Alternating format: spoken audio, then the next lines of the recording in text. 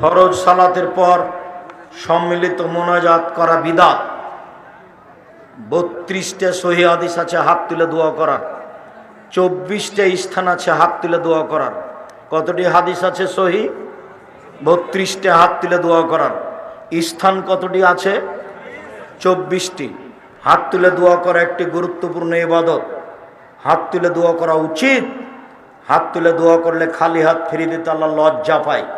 হাত তুলে দোয়া করা ব্যক্তিগত ব্যাপার, সমষ্টিগত ব্যাপার হলো পানি চাইতে গিয়ে। বোঝা গেল না?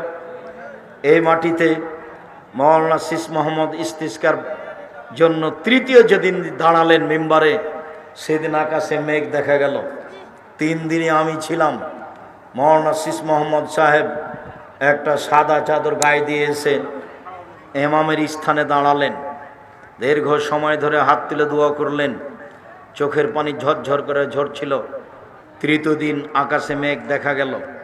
প্রথম দিন কিছু বোঝা গেল না, দ্বিতীয় দিন কিছু বোঝা গেল না, তৃতীয় দিন আকাশে মেঘ দেখা গেল।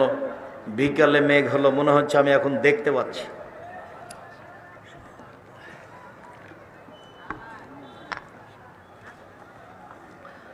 হাত তুলে দোয়া করা উচিত, ব্যক্তিগত ব্যাপার, যেখানে তার মন চায়।